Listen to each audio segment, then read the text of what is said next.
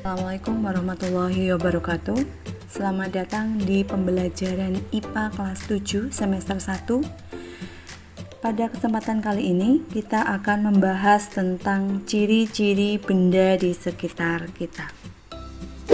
Tujuan pembelajaran dalam pembelajaran kali ini adalah yang pertama, mengidentifikasi makhluk hidup dan tak hidup. Kedua, menyebutkan ciri-ciri makhluk hidup dan tak hidup. Yang ketiga, menjelaskan ciri-ciri makhluk hidup dan tak hidup dari benda dan makhluk hidup yang ada di lingkungan sekitar. Yang keempat, membedakan ciri benda dan tak hidup dan makhluk hidup. Makhluk hidup memiliki ciri-ciri yang membedakan dengan benda tak hidup. Namun, ada beberapa benda tak hidup yang memiliki beberapa ciri-ciri kehidupan. Sekarang, kalian amati dengan cermat benda-benda yang ada di sekitarmu. Misal, saya sudah menyebutkan contoh di sini. Yang pertama adalah bunga, mobil lemon, layang-layang, kupu-kupu, sepeda, dan katak melompat. Setelah kalian amati di situ, benda-benda apa saja yang dikelompokkan sebagai makhluk hidup dan benda tak hidup? Baik, benda-benda yang ada di lingkungan sekitar memiliki ciri-ciri yang membedakan dengan benda lain, sehingga dapat dikelompokkan menjadi benda hidup dan benda tak hidup. Benda tak hidup dapat dikelompokkan berdasarkan sifat atau ciri-cirinya. Nah, setelah kalian amati tadi, dari keenam benda yang sudah saya tampilkan di situ, mana yang termasuk ke dalam benda tak hidup? Ya, yang termasuk ke dalam benda tak hidup adalah sepeda, mobil remote, dan layang-layang. Dan ketiga yang lainnya, di situ ada bunga, kupu-kupu, dan katak, itu termasuk ke dalam benda makhluk hidup. Apa sih benda tak hidup itu? Benda yang tidak pernah mengalami proses hidup. Benda tak hidup tidak memerlukan makanan dan minuman. Benda tak hidup tidak bernafas, tidak bergerak, dan tidak melalui proses pertumbuhan. Contohnya, sepeda, mobil remote. Berdasarkan sifatnya, benda dibedakan menjadi dua. Benda bersifat alamiah dan benda bersifat buatan. Benda bersifat alamiah di sini merupakan benda-benda yang berasal dari alam. Contohnya tanah, batu, pasir, dan logam. Benda bersifat buatan di sini merupakan benda-benda yang dibuat atas campur tangan manusia. Contohnya meja, kursi, mobil, dan robot. Apa itu makhluk hidup? Makhluk hidup atau benda hidup adalah benda yang mengalami gejala kehidupan, antara lain bergerak, peka terhadap rangsang, bernafas, beradaptasi, memerlukan makanan, mengeluarkan zat sisa, berkembang biak, tumbuh dan berkembang. Apa sih ciri-ciri makhluk hidup? Ciri-ciri makhluk hidup yang pertama adalah bernafas. Bernafas merupakan proses menghirup oksigen yang digunakan makhluk hidup untuk melakukan pembakaran zat makanan dalam tubuh. Proses ini akan menghasilkan energi yang nantinya digunakan untuk melakukan aktivitasnya. Sedangkan sisa pembakarannya adalah karbon dioksida dan uap air. Makhluk hidup melakukan proses bernafas dengan cara berbeda-beda. Hewan darat termasuk manusia biasanya bernafas dengan paru-paru, Sedangkan hewan air rata-rata menggunakan insang sebagai alat pernafasannya. Adapun tumbuhan dapat menghirup oksigen melalui celah pada akar, batang, daun, ataupun ranting. Ciri yang kedua adalah peka terhadap rangsang. Ciri makhluk hidup yang pertama adalah kemampuan menerima rangsangan, baik rangsangan dari luar maupun rangsangan yang berasal dari dalam.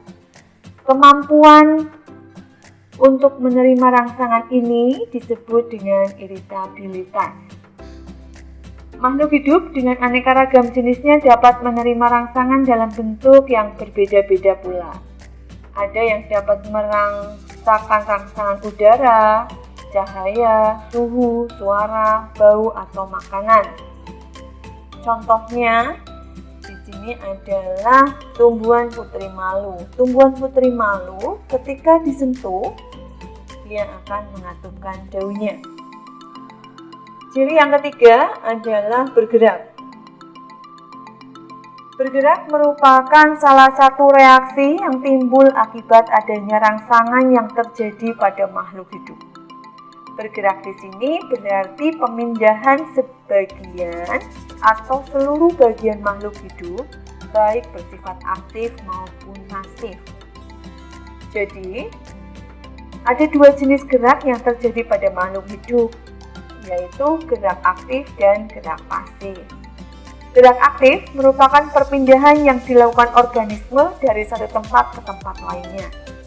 Misalnya, untuk mencari makanan, bersembunyi. Gerak ini biasanya dilakukan oleh hewan. Adapun gerak pasif adalah gerakan yang dilakukan organisme tanpa harus berpindah tempat. Misalnya, gerakan bunga matahari mengikuti arah matahari. Gerak pasif sering ditemukan pada tumbuhan. Ciri yang keempat adalah tumbuh dan berkembang. Tumbuh dan berkembang di sini, silahkan dilihat pada gambar tersebut. Jadi manusia itu tidak langsung menjadi dewasa, dia akan melalui proses bayi terlebih dahulu. Bayi yang baru lahir dengan ukuran yang kecil, lama-kelamaan bayi itu akan tumbuh menjadi manusia dewasa yang memiliki tubuh yang besar. Begitu juga dengan tumbuhan. Tumbuhan di sini diawali dari tumbuhan kecil menjadi tumbuhan besar. Yang kelima adalah memerlukan makanan. Untuk melakukan gerak, tumbuh dan berkembang pada makhluk hidup memerlukan energi yang cukup.